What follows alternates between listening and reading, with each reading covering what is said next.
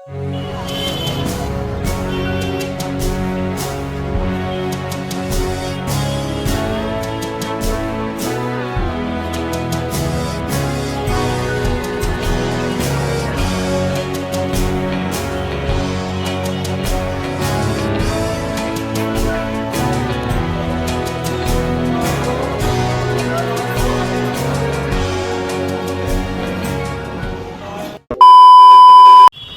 আমি আছি হালি শহরের সিদ্ধেশ্বরী যে কালী মন্দির, সেই কালী মন্দিরের সামনে।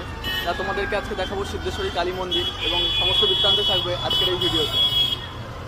বন্ধুরা, তোমরা যদি হালি শহরের সিদ্ধেশ্বরী কালী মন্দিরে আসতে চাও তাহলে সবার প্রথমে তোমাদের হালি শহর স্টেশনে নামতে হবে।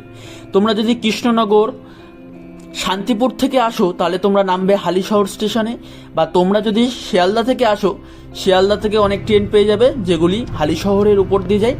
সবার প্রথমে নামবে হালি শহর স্টেশনে। হালি শহর স্টেশন থেকে নেমেই একটু এগিয়ে গেলেই তোমরা পেয়ে যাবে অটো স্ট্যান্ড। অটো স্ট্যান্ডে গিয়ে বলবে যে তোমরা সিদ্ধেশ্বরী কালী মন্দিরে যাব। তোমাদেরকে খুব সুন্দরভাবে সিদ্ধেশ্বরী কালী মন্দিরের সামনেই নামিয়ে দেবে এবং ভাড়া নেবে মাত্র 15 টাকা।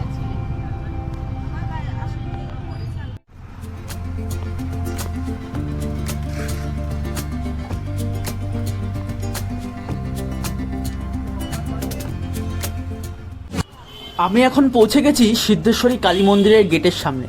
তা তোমরা দেখতে পাচ্ছ গেটটি, এই গেট দিয়ে আমি আস্তে আস্তে এই ঘাটের দিকে প্রবেশ করব। ভাগীরথীর তীরেই অবস্থিত এই মন্দিরটি। এই মন্দিরটি 350 বছরেরও পুরনো একটি মন্দির। তা তোমরা দেখতে পাচ্ছ এবং দেখতে পাচ্ছ কত ভক্ত সমাগম হয়েছে আজকে।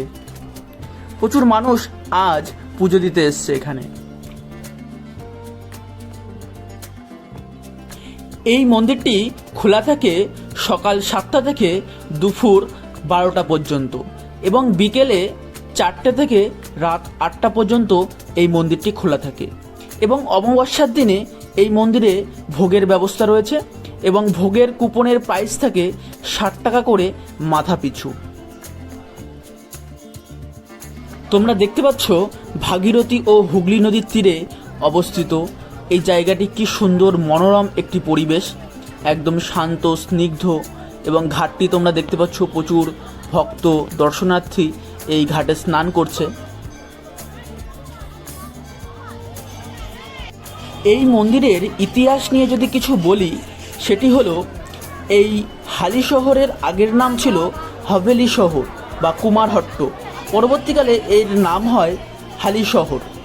এই হালি শহরের একজন বিখ্যাত জমিদার ছিলেন যার নাম ছিল বিদ্যাধর রায়চৌধুরী। তিনি একজন ধর্মপ্রাণ মানুষ ছিলেন। তিনি প্রতিদিন এই গঙ্গার তীরে এসে স্নান করতেন।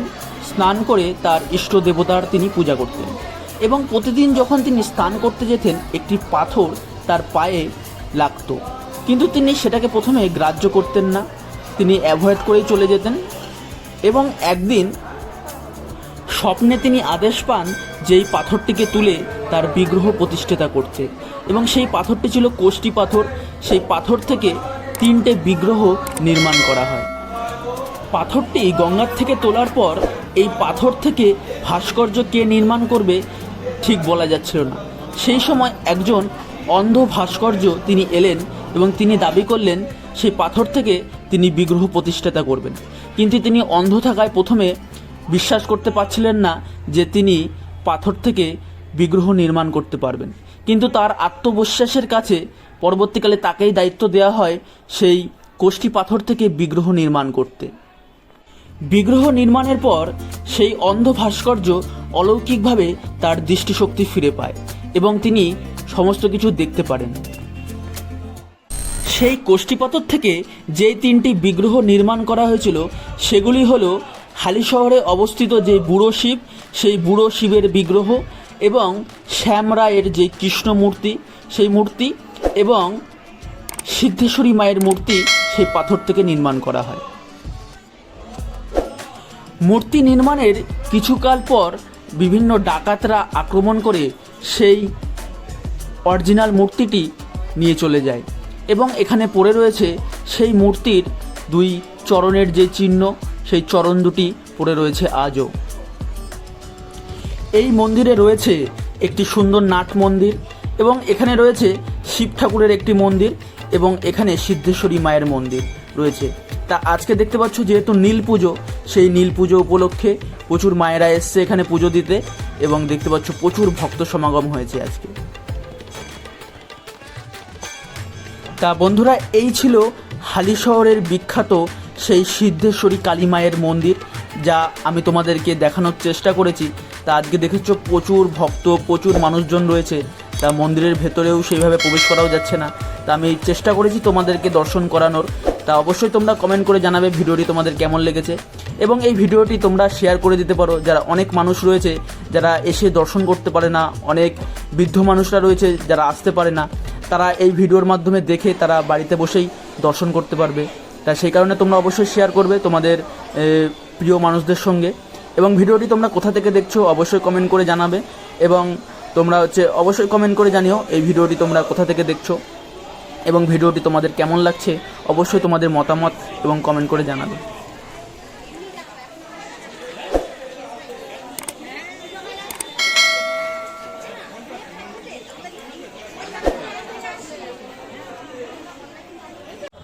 আজকে আমরা সিদ্ধেশ্বরী কালী মায়ের যে দর্শন, সেই দর্শন আমরা করলাম। তার ভিডিওটিতে তোমাদেরকে দেখানোর চেষ্টা করেছি। তা তোমরা যদি চ্যানেলে নতুন হয়ে থাকো অবশ্যই চ্যানেলকে সাবস্ক্রাইব করে সাথে থাকবে এরকম ভিডিও পাওয়ার জন্য।